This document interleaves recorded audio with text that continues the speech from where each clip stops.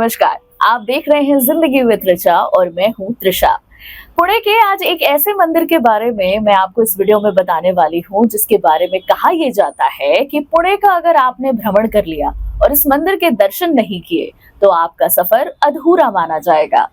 गणपति गणेश गजानन हम सब के दिलों में बसते हैं गणेश भगवान, और गणेश भगवान का ये जो मंदिर है ये जाना जाता है इनके ही एक भक्त के नाम से। जी हाँ, श्रीमत डगरू सेठ हलवाई मंदिर। तो ये मंदिर इतना क्यों प्रसिद्ध है, क्या कहानी है इस मंदिर की, हमारे एक खास मेहमान आपको बता रहे हैं। और ये जो मंदिर यहाँ जो बनाया है वो गणेश जी का पुणे सिटी का एक अपनी पहचान इस मंदिर ने बनाई है। जो भी यहाँ भक्त आता है बाहर से वो गणेश जी के दर्शन हेतु यहाँ अवश्य पधारता है। दगड़ू शेठ का जो गणेश उत्सव होता है वो 1893 में दगड़ू शेठ जी ने लोकमान्य तिलक के द्वारा इस गणेश जी की स्थापना की और इस उत्सव का आरंभ हुआ 1896 में। 1896 में गणेश जी की दूसरी मूर्ति बनी और उस टाइम प्लेग की बीमारी आप पुणे में आई थी, जैसे कोरोना की बीमारी भी आई थी, और उसमें उनका छोटा बच्चा गुजर गया।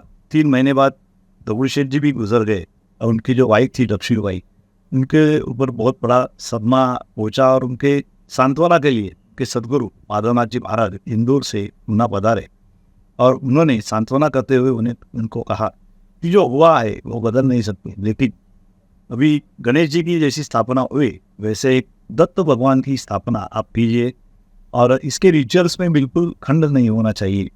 और जैसे बच्चे बड़े होकर माँ बाप का नाम रोशन करते हैं वैसे ये तो भगवान आपका नाम रोशन करेंगे, ऐसा आशीर्वाद दिया।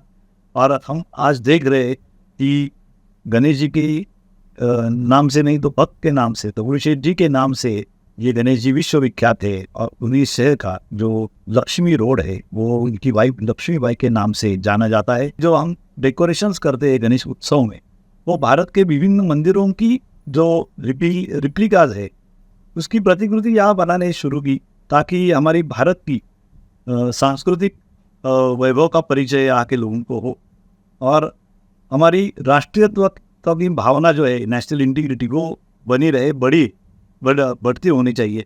ये इस उद्देश्य से ये काम चलता रहा और बहुत लोगों ने इसको सराहा। देश के विभिन्न भाग से यहाँ गणेश उत्सव में भक्त लोग श्रद्धालु लोग आते हैं और अभी तो विदेश से भी आते हैं ताकि हमारी संस्कृति का उनको परिचय हो सके। और गणेश उत्सव के माध्यम से यहाँ जो नारियल आता है वो नारियल तो खेती से आता है, फूल आते हैं, फूल भी खेती से आते हैं, जो प्रसाद बनता है उसका जो दूध है वो भी ग्रामीण जो रूरल एरिया है, गरीब लोग रहते हैं जो रोड पे कुछ चीज़ें बेचते हैं, होटल वाले लोग हैं, सजावट करने वाले लोग हैं, लाइट वाले हैं, डेकोरेटर्स है, प्रसाद बनाने वाले, सभी का कंट्रीब्यूशन इस अर्थव्यवस्था में होता है। 60,000 करोड़ की ये अर्थव्यवस्था मानी जाती है। तो देश के जीडीपी में भी एक गणेश उत्सव का बहुत ही बड़ा कंट्रीब्यूशन है।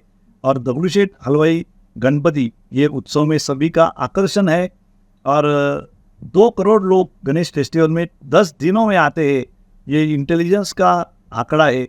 और गणेश मंदिर जो है दगड़ू शेठ जी का उसमें रोज 30-35 हज़ार श्रद्धालु दर्शन के लिए आते। शनिवार रविवार उसकी संख्या 70-80 हज़ार होती है और जो संकष्ट चतुर्थी रहती है महीने में एक बार, उस दिन 2-3 लाख लोग आते हैं। और दगड़ू शेठ गणपति का जो मंदिर है लोग दर्शन जो क्यू से अंदर जाते हैं, पहले दर्शन होता है नग्न भैरव जी का क्योंकि वो क्षेत्रपाल है। तो अंदर जब आप जाते हो तो दगड़ू शेठ गणेश जी है और उनके बाजू में देवी सिद्धि माता है, उसके राइट साइड में देवी बुद्धि माता है और उनके पुत्र है लक्ष्य और लाभ। ऐसा पूरा गणेश परिवार है। देवी सिद्धि जो है वो सकल ऐश्वर्य प्रदान करती है, वो माया प्रदान करती है, और देवी बुद्धि माता है वो हमको सद्विवेक बुद्धि प्रदान करती है ताकि हम गणेश जी तक जा सकते हैं। और जो लक्ष्य है हमारे काम में हमारा लक्ष्य होगा तभी हमको लाभ होगा, ऐसी रचना गणेश परिवार की है। और ये दगड़ू शेठ गणपति का जो मंदिर है वो अष्टकोणी मंदिर है।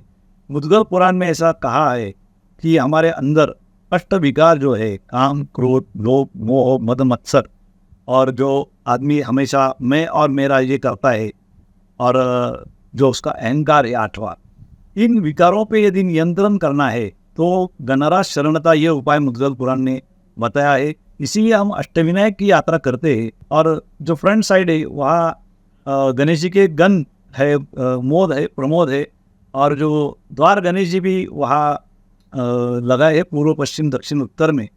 और ये गणेश जी का मंदिर पूर्वाभिमुख है, और जो सूरज की किरणें आती है फरवरी महीने, माघ महीने में, वो गणेश जी के चरणों तक पहुँचती है। इसी गणेश जी की मंदिर की रचना की ताकि श्रद्धालु लोग बाहर से भी इस गणेश जी का दर्शन ले सकते हैं, अंदर से भी ले सकते हैं, लाइव दर्शन डिजिटल माध्यम से भी ले सकते हैं। ऐसी उसकी रचना हमने की है। और गणपति मंदिर में यदि आपको आना है तो आप ऑनलाइन बुकिंग भी कर सकते हैं। गणेश जी को आप पोशाक भी अर्पण कर सकते हैं, फ्लावर्स अर्पण कर सकते हैं, भोग सेवा अर्पण कर सकते हैं। ये सब सुविधा हमने दी है। यहाँ श्रद्धालुओं के लिए पानी पीने की व्यवस्था है, फीडिंग रूम है, वॉशरूम्स है, चप्पल स्टैंड है, और सभी तरीके का इंफॉर्मेशन सेंटर यहाँ हमने किया है ताकि लोगों को आगे भी कहाँ जाना है वो कैसे जा सके, इसका इंफॉर्मेशन यहाँ मिलता है। गौरीशेठ गणपति का मंदिर ये गणेश उत्सव के माध्यम से बना है। पहले गणेश उत्सव था, बाद में मंदिर बना है। तो ये चल मूर्ति है, ये फेस्टिवल की मूर्ति है। इसीलिए जो मंदिर में हमने चांदी की मूर्ति की कायम स्वरूपी स्थापना की है, उसके माध्यम से जो धर्म के जो जानकार लोग हैं उन्होंने जैसा कहा कि चांदी की मूर्ति की स्थापना करने से वो मंदिर में ऊपर कलश बिठा सकते हैं, तो कलश की स्थापना हुई है।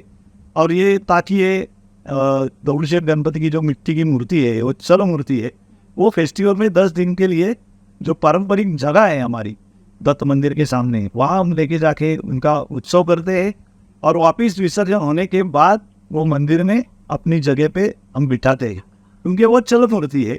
और जो विसर्जन होता है वो पार्थिव मूर्ति का होता है, उसकी प्रतिष्ठापना पहले दिन होती है और उसका विसर्जन होता है। और ये गणेश जी दर्शन के हेतु फेस्टिवल में पंडाल में लेके जाते हैं, और विसर्जन में रथ से वो सब लोगों को दर्शन होके विसर्जन के बाद वापस अपनी ओरिजिनल जगह पे गणेश जी को स्थापन कर रहे हैं।